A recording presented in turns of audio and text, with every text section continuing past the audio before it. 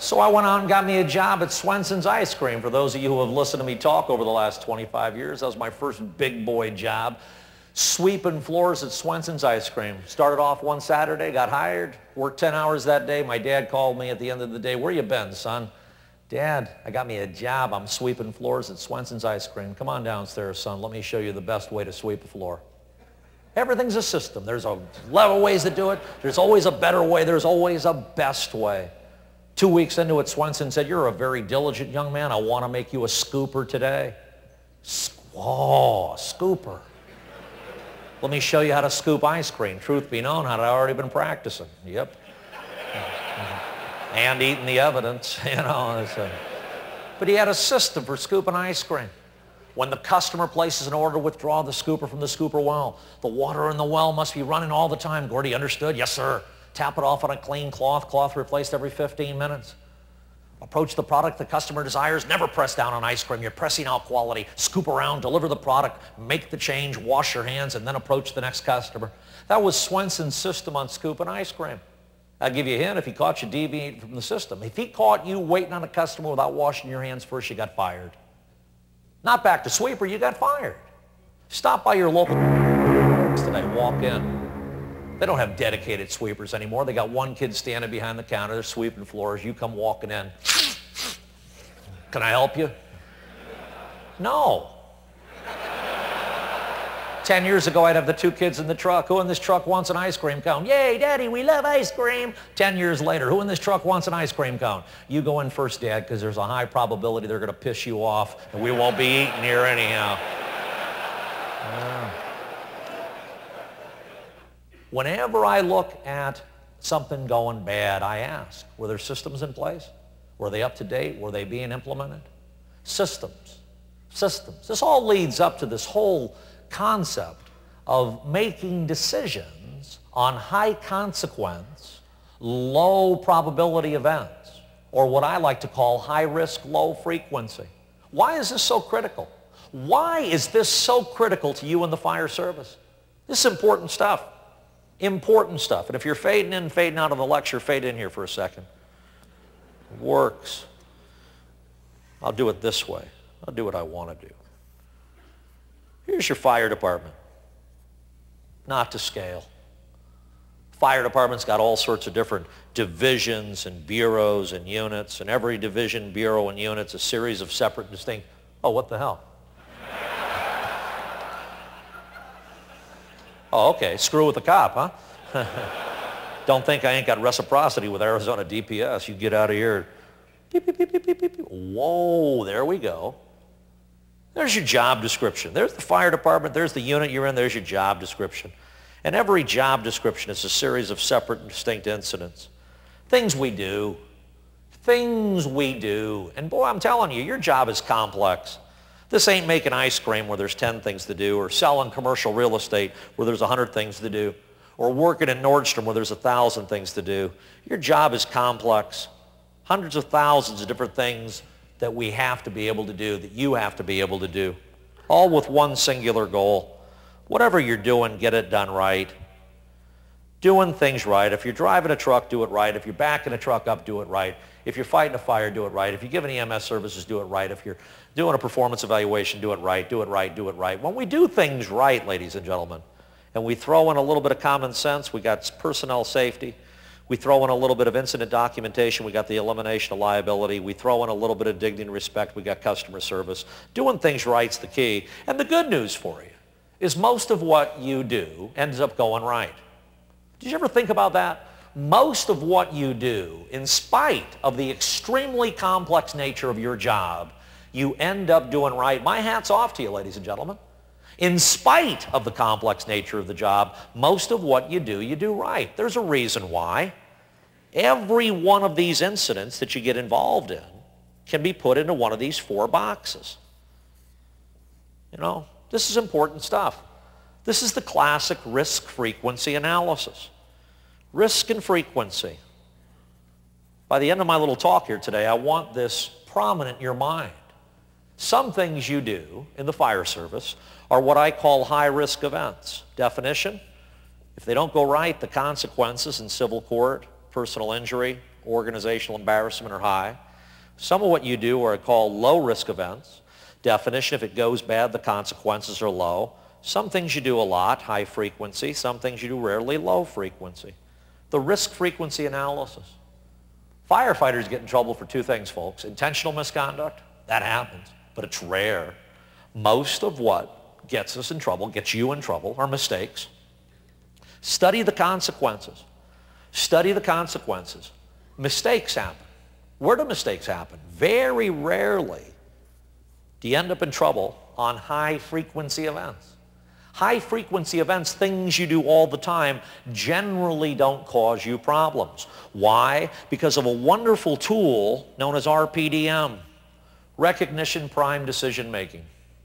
Recognition Prime Decision Making. And you can read all the books out there that are on neural linguistic programming, and my doctor friends out here in the audience hopefully will be able to back me up on this. But there's all sorts of studies about how do we think things through, and a lot of these were done back in the 50s and 60s, and a lot of these studies involve fire departments.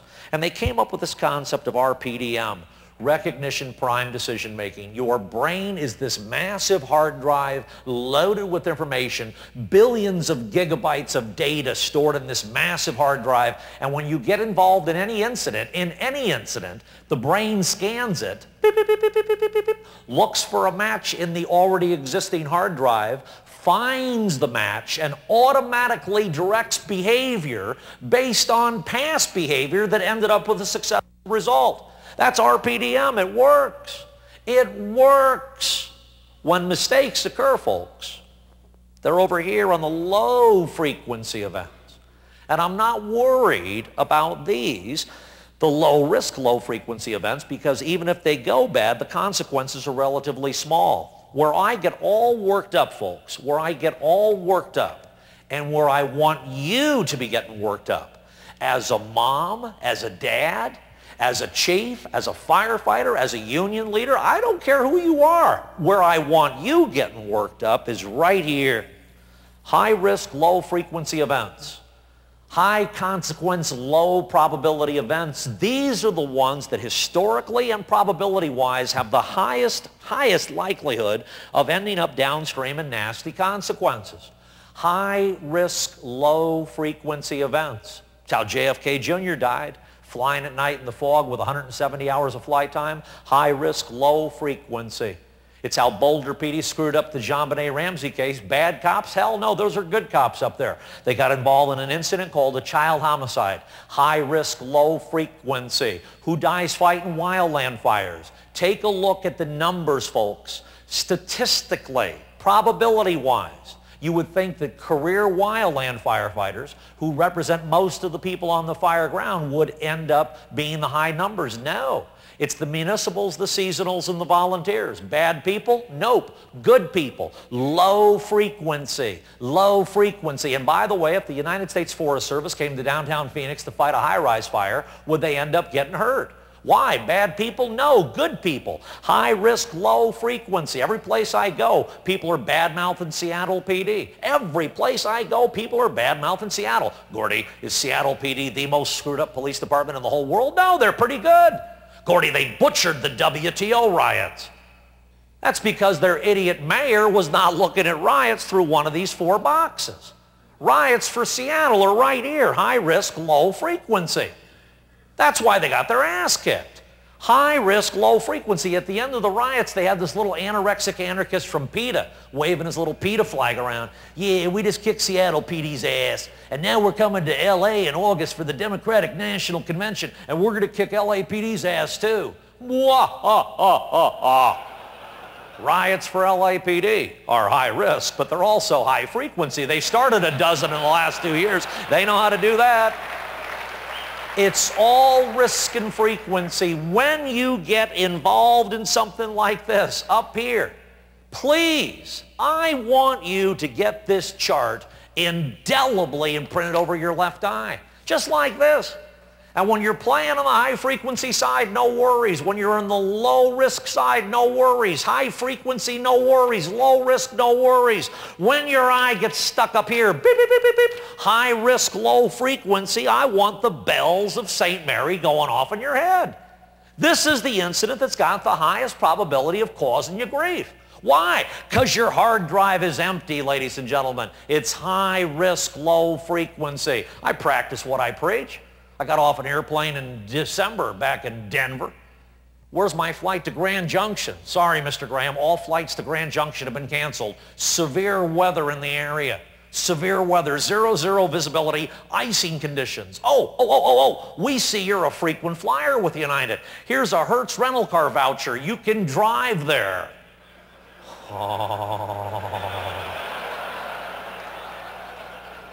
High risk, low frequency. What do I look stupid to you? Hello? My boy and I are buying a new boat. Mrs. Graham doesn't know that right now, so keep it secret. But our dream is to fly up to Washington State next year, go out the Strait of Juan de Fuca in our new boat, make a left-hand turn and come right down the Pacific coast. My boy is 11 years old now. He's already figured it out. Hey, Dad. Yes, son. Driving a boat down the Pacific coast, isn't that one of them high-risk, low-frequency events you speak of? Good for you, son. And it is high risk. It is high risk. Take a look at some of the places on the map, right on the coast. Point doom, point death, point you're gonna die, point 15,000 boats have sunk here already. Do you feel lucky, punk? Well, do you? Point if you got this far, you're one lucky SOB. You know, I said, very good, Jakey. That is a high-risk, low-frequency event. But there's two types of high-risk, low-frequency events. The DTs and the NDTs. Time to think it through and no time to think it through. These are the ones that scare the hell out of me, folks.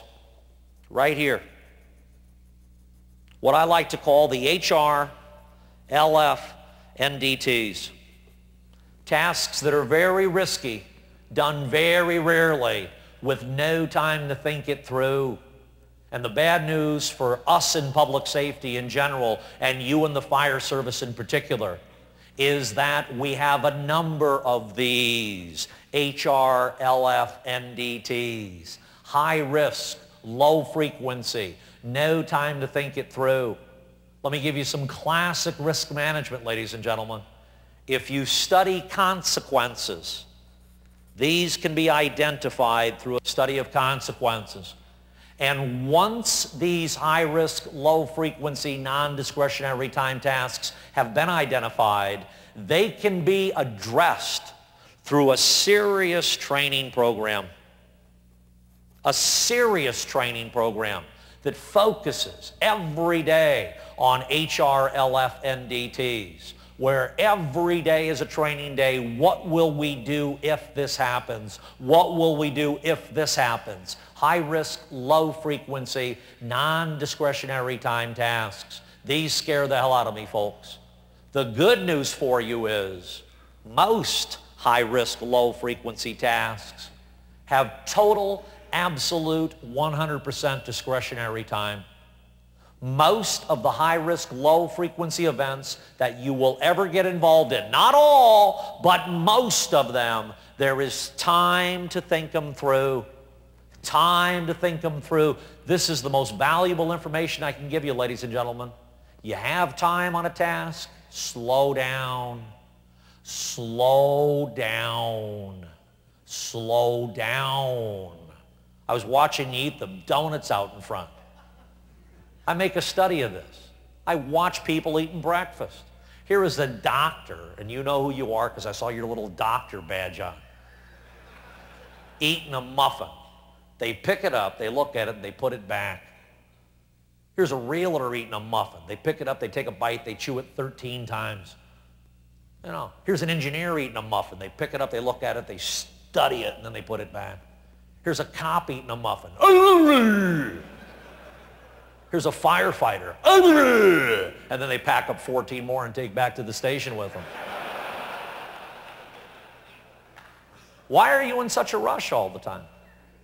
You know, there's something in your DNA that allows you to take risks that most people find unacceptable. And my hat's off to you. But that same DNA twist says everything needs to be done now. I gotta do it now! I gotta do it now! Here's a hint for you. Slow down. Put away the meth, get into some heroin. Slow down. Slow down.